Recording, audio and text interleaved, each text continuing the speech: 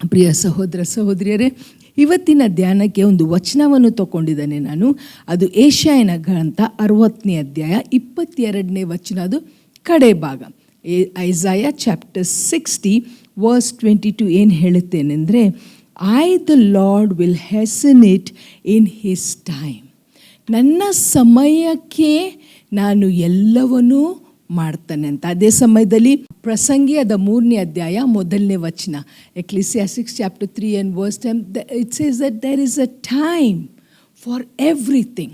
There is a time to be born, there is a time to reap, there is a time to sow, there is a time to go out, there is a time to come in. One thing, ಒಂದು ಸಂಗತಿ ನಾನು ಕಲ್ತ್ಕೊಂಡೇನೆಂದರೆ, our God is a God of order. Our God is a God who keeps his timing. ನಮ್ಮ ದೇವರು ನಮ್ಮ ಹಂಗೆ ಅಲ್ಲ. ನಮ್ಮ for example ನಮ್ಮ ಸರ್ವಿಸ್ ಟೈಮ್ಸನ್ನೇ ನೋಡುವ, ಬೇರೆ ಎಲ್ಲ ಬಿಟ್ಟು ಬಿಡುವ. ಯಾಕೆಂದರೆ ಆಫೀಸ್ಗೆ ನಾವು ಕರೆಕ್ಟ್ ಟೈಮ್ಗೆ ಹೋಗ್ತೇವೆ, ಪಂಚ್ ಮಾಡಬೇಕು. ಬಟ್ ನಮ್ಮ ಸರ್ವಿಸ್, ಸಂಡೇ ಸರ್ವಿಸ್ ಟೈಮ್ಗೆ ಪಾಸ್ಟ್ರು ಅನೌನ್ಸ್ ಮಾಡ್ತಾರೆ 10 ಗಂಟೆಗೆ ಸರ್ವಿಸ್ ಅಂತ. ಆದರೆ ನಾವೆಂದೂ 10 ಗಂಟೆಗೆ ಹೋಗಲ್ಲ. ಎಷ್ಟೋ ಮಂದಿ ನನ್ನ ಪಾಸ್ಟ್ರ್ ಹೆಂಡತಿಯಾಗಿ ನಾನು ನೋಟಿಸ್ ಮಾಡಿದೆ ಅಂದರೆ, we are always late. So we think that ನಾವು ನಮ್ಮ ದೇವರು ಹೀಗೆ ಅಂತ.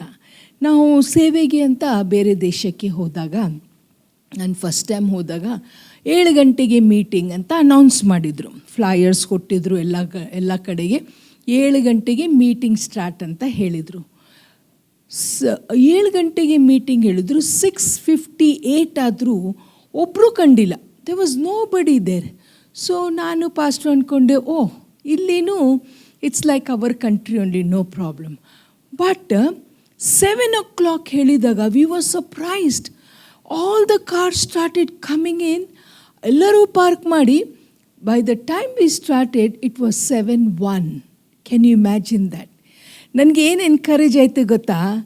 I was so encourage that my God keeps much better timing then all the people in this world. ಜಪಾನಲ್ಲಿ ಒಂದು ಬುಲೆಟ್ ಟ್ರೈನ್ ಇದೆ ಅಂತ ನಾನು ಕೇಳಿದೆ. ಆ ಟ್ರೈನಿಂದು ರೆಕಾರ್ಡ್ ಏನೆಂದರೆ, it never misses time even by seconds. ಸೆಕೆಂಡಲ್ಲಿನೂ ಆ ಬುಲೆಟ್ ಟ್ರೈನ್ ಲೇಟ್ ಬರಲ್ಲಂತ. It is so perfect. ಅದಕ್ಕಿಂತ ಪರ್ಫೆಕ್ಟು ನಮ್ಮ ದೇವರು. ಯಾಕೆಂದರೆ ಅವ್ರು ಏನು ಹೇಳ್ತಾರೇನೆಂದರೆ, ನನ್ನ ಸಮಯಕ್ಕೆ everything has a time in God's kingdom. Amen. ಸ್ವಾಮಿ ನಮ್ಮನ್ನು ಉಂಟು ಮಾಡಿದಾಗ ಒಂದು ಕರೆಕ್ಟಾದ ಸಮಯಕ್ಕೆ ಲೋಕಕ್ಕೆ ತಗೊಂಡು ಬಂದರು. ನನ್ನ ಮಗಳದು ಡೆಲಿವರಿ ಆಗಬೇಕಿತ್ತು. ಡಾಕ್ಟರ್ಸ್ ಹೇಳ್ತಾ ಇದ್ರು, ಈ ಡೇಟಿಗೆ ಆಗುತ್ತೆ, ಆ ಡೇಟಿಗೆ ಆಗುತ್ತೆ ಅಂತ.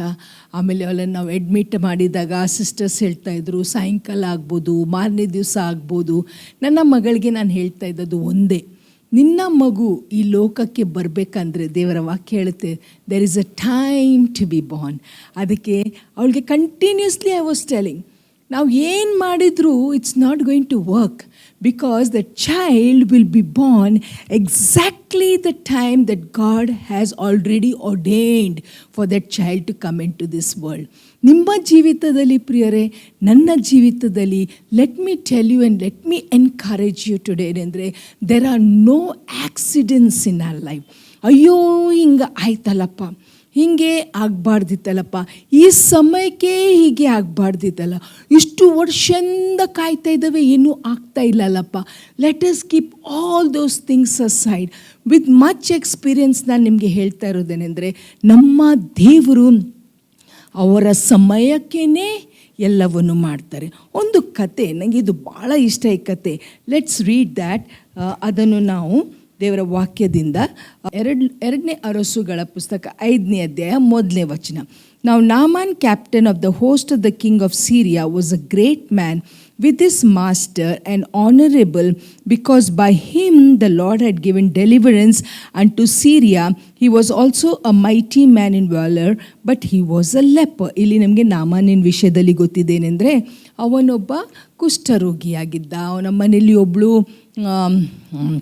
ಒಂದು ಮೇಡಿದ್ಲು, ಅವಳು ಅವನಿಗೆ ಹೇಳಿದ್ರೇನೆಂದರೆ, ನನ್ನ ದೇಶದಲ್ಲಿ ಒಬ್ಬ ದೇವರ ಪ್ರವಾದಿ ಇದ್ದಾನೆ ಎಲಿಷಾ ಎಂಬುದು, ಅವನ ಹತ್ರ ನೀವು ಹೋದರೆ ಖಂಡಿತವಾಗಿ ನನ್ನ ಮಾಸ್ಟರ್ಗೆ ವಾಸಿ ಆಗುತ್ತೆ, ಯಾಕೆಂದರೆ ದೇವರು ಅವರ ಸಂಗಡ ಇದ್ದಾರೆ.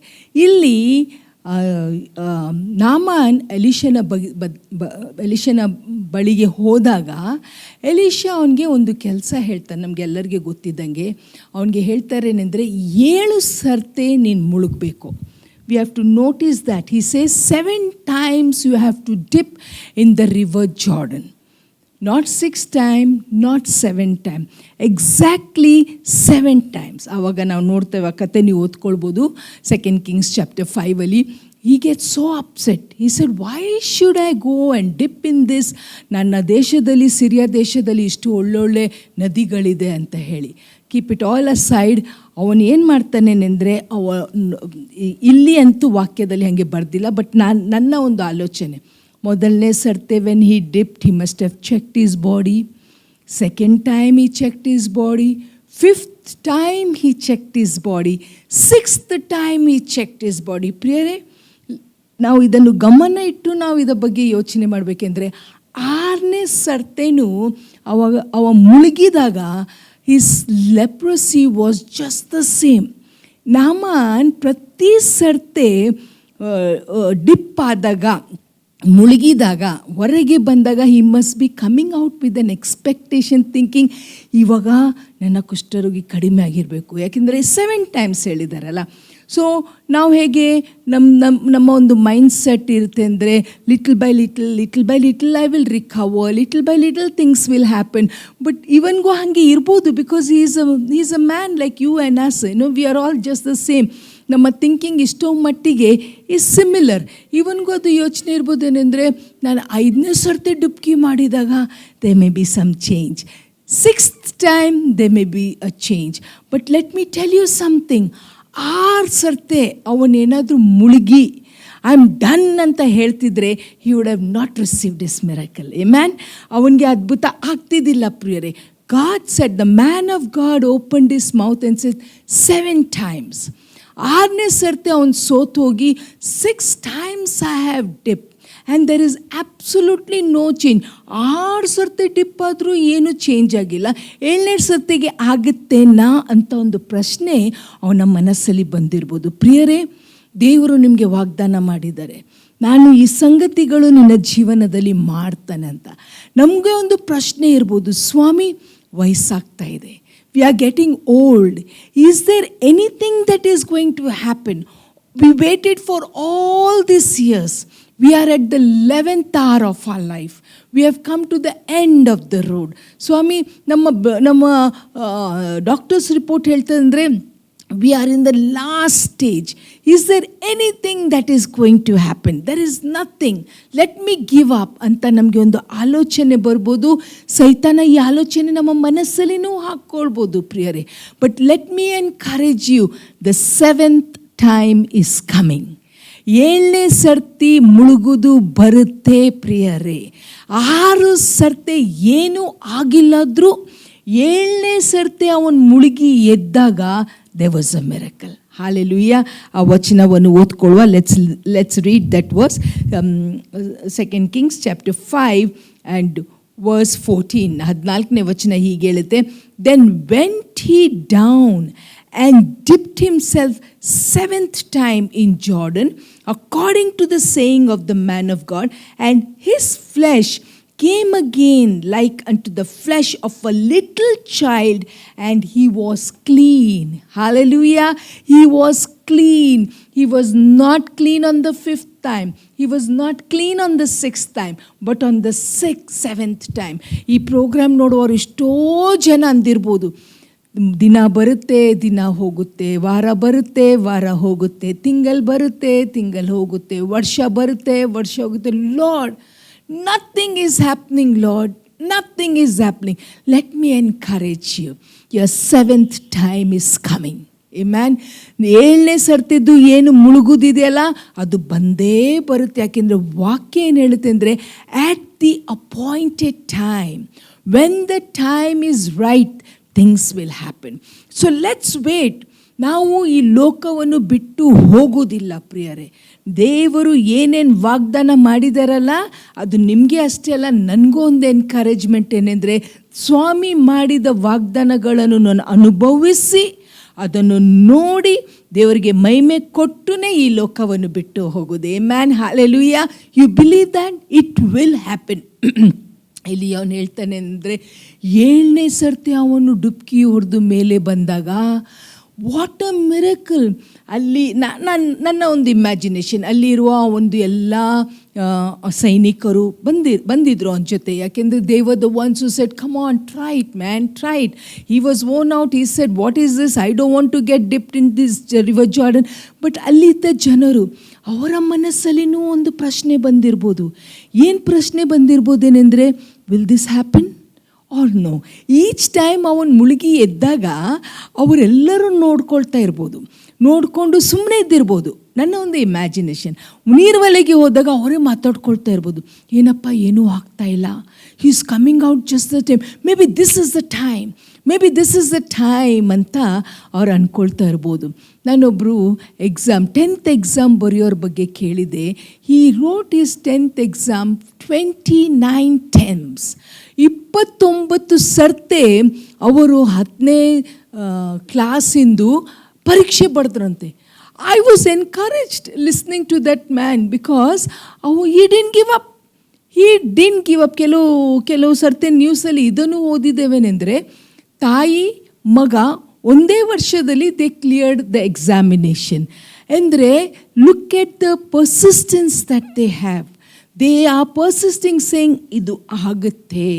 ನಾವು ಇವತ್ತು ಸ್ವಾಮ್ಯದಲ್ಲಿ ಇಟ್ಕೊಂಡು ನಾವೇನು ಹೇಳ್ತೇವೆ ಅಂದರೆ, ನನಗೆ ಮದುವೆ ಆಗುತ್ತೆ, ನನಗೆ ಮಗು ಆಗುತ್ತೆ, ನನ್ನ ಕುಟುಂಬದ ರಕ್ಷಣೆ ಹೊಂತಾರೆ, ನನ್ನ ಜೀವನದಲ್ಲಿ ಏಳಿಗೆ ಆಗೇ ಆಗುತ್ತೆ, ನನಗೆ ಒಳ್ಳೆ ಆರೋಗ್ಯ ಬಂದೇ ಬರುತ್ತೆ, ನನ್ನ ಬಿಸ್ನೆಸ್ಸು ಆಶೀರ್ವಾದ ಆಗೇ ಆಗುತ್ತೆ, ನಾನು ಉನ್ನತ ಸ್ಥಾನಕ್ಕೆ ಹೋಗ್ತಾನೆ, ನನ್ನ ಕನಸುಗಳು ನೆನಸು ಆಗೇ ಆಗುತ್ತೆ. Amen, amen.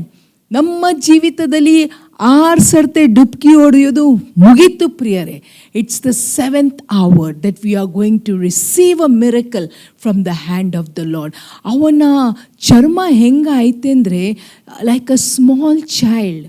ದೇವರ ವಾಕ್ಯ ಹೇಳುತ್ತೆ ಅಂದರೆ, they that wait upon the Lord shall renew their strength like the eagles.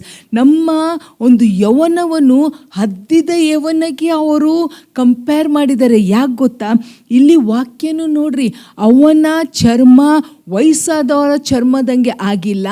ಅವನ ಸ್ಕಿನ್ ಅವನು ಯಾವ ಸ್ಪಾಗೆ ಹೋಗಿಲ್ಲ, ಅವನ ಸ್ಪಾ ಇದ್ದದ್ದು ಬರೇ ರಿವರ್ ಜಾರ್ಡನ್. ಅವನ ಸ್ಕಿನ್ನಲ್ಲಿ ಒಂದು ಬದಲಾವಣೆ ಇತ್ತು. His skin was like a skin of a child. ಒಂದು ಮಗುನ ಹೇಗೆ ಒಂದು ಚರ್ಮ, ಒಂದು ಸುಂದರವಾದ ಚರ್ಮ, ಅದಕ್ಕೆ ರಿಂಕಲ್ಸ್ ಇಲ್ಲ, ಅದಕ್ಕೆ ಏನಿಲ್ಲ. ನಾನು ದೇವರ ಮೇಲೆ ಆತ್ಕೊಳ್ತಾ ಇದ್ರೆ, let me encourage you that our time has come, that our strength will be renewed. ಸೋತು ಹೋಗ್ತವೆ ಪ್ರಿಯರೇ, ಖಂಡಿತವಾಗಿ ಸೋತು ಹೋಗ್ತವೆ, ಬೇಜಾರಾಗುತ್ತೆ.